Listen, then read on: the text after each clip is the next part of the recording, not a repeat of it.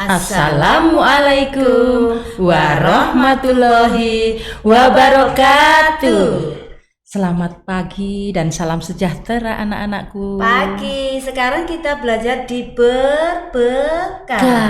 berbagi ilmu bersama kalian. Hari ini kita mau belajar apa ya? Oh sebentar, lupa sama Bu Guru memperkenalkan. Bu Guru, dengan Bu Guru sekarang Bu Tiwi, nama lengkapnya Bu Ika Pratiwi. Sebelahnya Bu Tiwi ada Bu Ami. Bu Ami. Yang kemarin kita ketemu loh ya. Oke, nama asli Bu Ami adalah Ami Ningsih, panggilannya Bu Ami. Nah anak-anak, kita tadi sudah disampaikan dengan Bu Tiwi bahwa kali ini atau saat ini kita belajar tentang pecahan. Ya.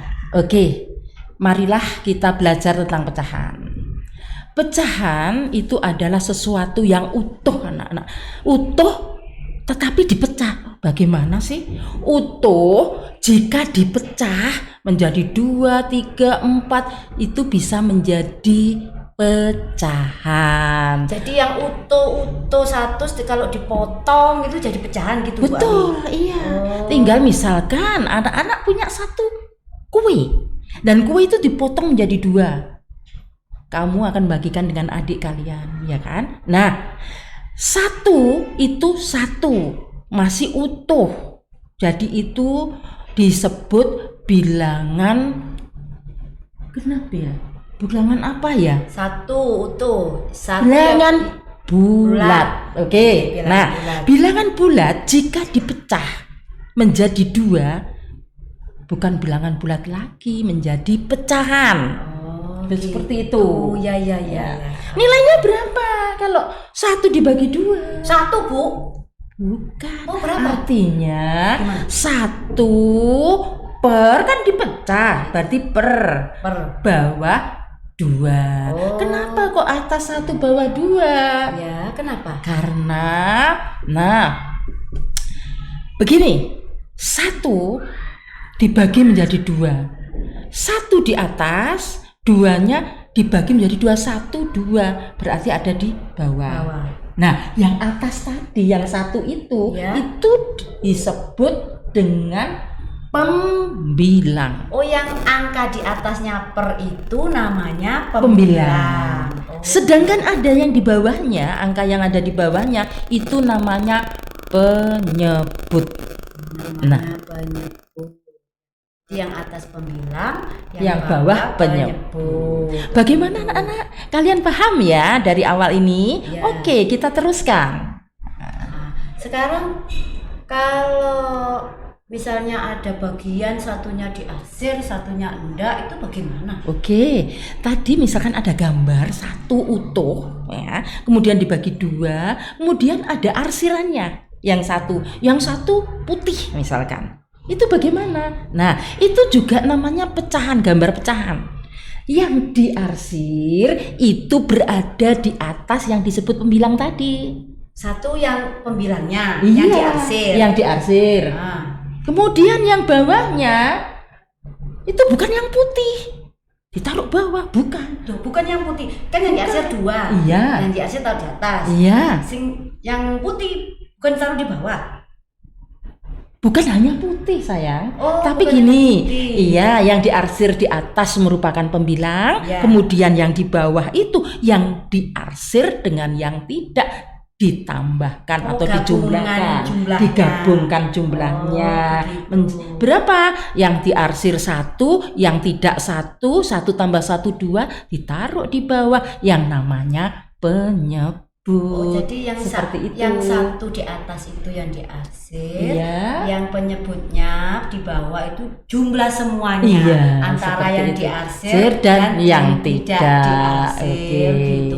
Kalau misalnya 2 yang diarsir, 2 lagi yang tidak diarsir, berarti 2 yang di atas, Yang di bawah, yang diarsir 2, yang tidak 2 diarsir dijumlahkan, dua, ditaruh bawah. jadi 4. Iya. Pembilangnya 2, penyebutnya 4. Oh, begitu. Oke, seperti itu. Terus apa bedanya dengan pecahan senilai? pecahan senilai itu artinya seperti ini. Misalkan yang namanya saja pecahan, berarti ada yang jadi pembilang dan penyebut. Ya. Tetapi angkanya beda. Beda enggak misal 1/2 Bukan. 1/2/1 gitu, bukan. Ya yang senilai, artinya yang nilainya sama. Contoh, kalau misalkan tadi kita belajar tentang bilangan 1/2 atau setengah, dibaca setengah, itu nilainya yang senilai bagaimana? Jika dibagi dengan angka itu habis, contoh, atau dikalikan dengan angka yang sama. Misalkan dikali dengan 2. Boleh. Tapi dikalinya itu Atas dan bawah. Dua-duanya. Iya.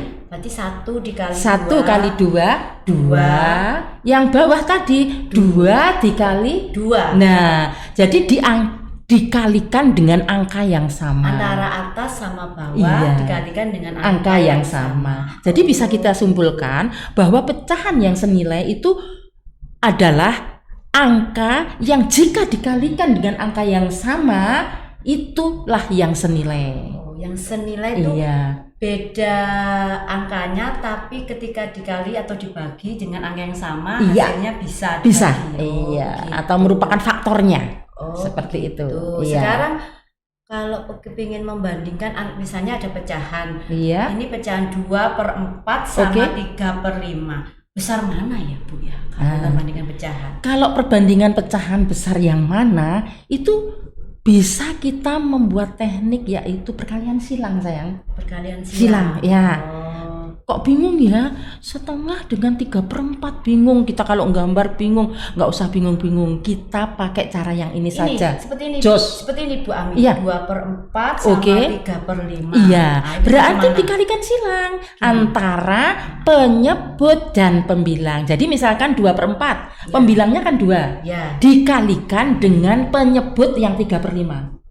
Nah, 2 dikali 5 berapa sayang? 10. Berarti yang 2/4 nilainya 10. Oh, jadi yang lihat yang bagian atasnya 2-nya, pembilangnya juga berarti cari yang di 2. Iya, betul. Gitu. Kemudian yang angka satunya yaitu 3/5. Nah, 3/5 itu pembilangnya kan 3. Kalikan penyebut yang ada angka di sebelahnya, yaitu 3 kali 4 berapa? 12. Itu milik 3/5. Oh, seperti milik yang itu. Pembilangnya Iya, atasnya. milik pembilang atasnya.